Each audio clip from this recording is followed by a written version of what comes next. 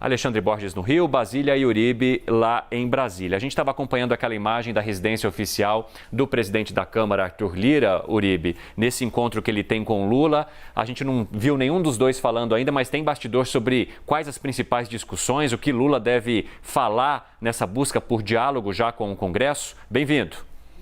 Bom dia a todos, bom dia Basília, bom dia Alexandre, bom dia Cine, bom dia Marcela. Ontem Lula chegou à noite em Brasília e já teve conversas com Gleisi Hoffmann, Aloysio Mercadante e Geraldo Alckmin.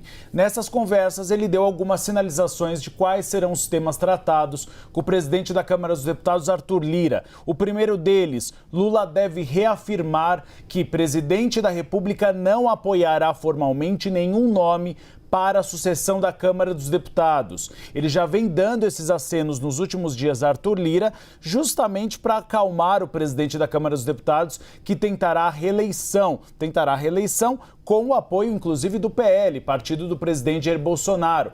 Essa reafirmação deve ser feita hoje. E mais, tem como objetivo acalmar Lira e saber se realmente tem apoio para a PEC da transição. A PEC da transição, a minuta que foi antecipada aqui na CNN Brasil pelo Caio Junqueira, apontava um valor de 150 bilhões. Só que o Congresso Nacional tem forçado para que ela fique com um impacto orçamentário menor de 80 bilhões. E como seriam esses 80 bilhões? Eu e a Basília Rodrigues apuramos. O Congresso Nacional tem falado em apenas ter na PEC da transição, fora do teto de gastos, o aumento para R$ 600, que daria cerca mais de 50 bilhões, mais o adicional de R$ 150 para aquelas famílias que têm filhos menores de 6 anos.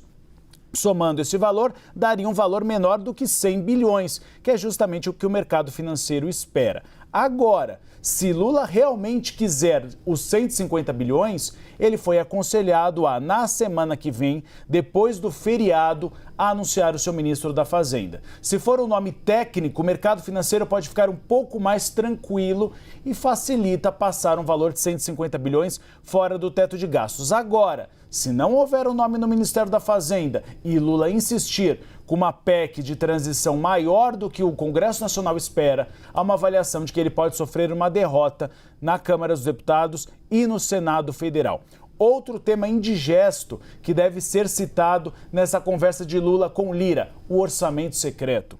O Supremo Tribunal Federal, a presidente Rosa Weber, pretende pautar ainda neste ano a discussão sobre a transparência das emendas de relator. O Congresso Nacional tem dito a Lula por mensageiros de que pode aprovar a PEC de transição desde que não mexam na chave do cofre de 19 bilhões para o ano que vem. Mas Lula fez uma promessa de campanha: não empenhar o orçamento secreto. O que se discute hoje é um meio termo, ou seja, manter para o ano que vem o orçamento secreto, mas não com 19 bilhões, talvez com 16 bilhões, que são os recursos previstos para este ano, e aí a sobra aí de 3 bilhões poderia ser usada para outras rubricas do orçamento, como farmácia popular ou a merenda, que acabaram ficando prejudicadas pelo projeto feito pelo presidente Jair Bolsonaro. Agora, bom dia, gente. Bom dia, Basília. A expectativa também, né, Basília, hoje para fala do presidente eleito Luiz Inácio Lula da Silva, depois dessas reuniões, desses encontros, que a gente já vai sentir e ter uma ideia do tom e do que pode acontecer agora em relação ao orçamento do ano que vem. Tudo bem, Marcela, Cine, meu amigo Alexandre e também Uribe.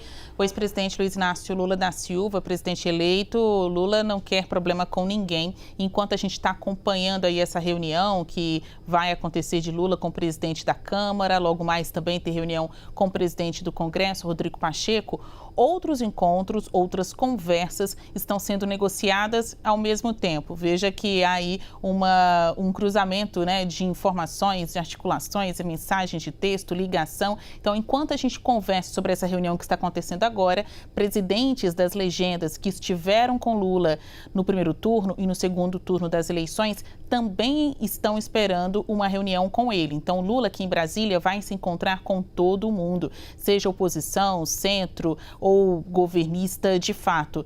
Hoje tem essa reunião já prevista com os comandantes dos poderes, tanto aí do Congresso Nacional quanto do Judiciário, vai passar pelo Tribunal Superior Eleitoral também, assim como pelo Supremo Tribunal Federal, mas a gente ainda tem aí no horizonte a expectativa de reunião com os presidentes dos partidos que o apoiaram, então como PCdoB, MDB também seriam chamados para este encontro que pode acontecer entre hoje e amanhã, e também reunião de Lula com lideranças. Então, assim, na acepção mais clara da palavra de negociar e conversar, ele está em busca deste início de relacionamento com esse Congresso novo, uma conjuntura política desafiadora, um Lula 3 vindo aí, enfim, muita coisa mudou do fazer política daquela época para agora, mas algo que não muda é o diálogo. E como estes políticos gostam de estar frente a frente com quem manda, com quem tem o poder, até no sentido de prestígio, mais do que saber que o governo quer a aprovação dessa ou daquela proposta, é que o próprio Lula ou o próprio Alckmin verbalizem isso, peça isso aos políticos. Então, como bem colocou o Uribe, o número do momento é 80 bilhões de reais. Já falaram em 175, 150 bilhões para essa PEC, para esse furo no teto fiscal.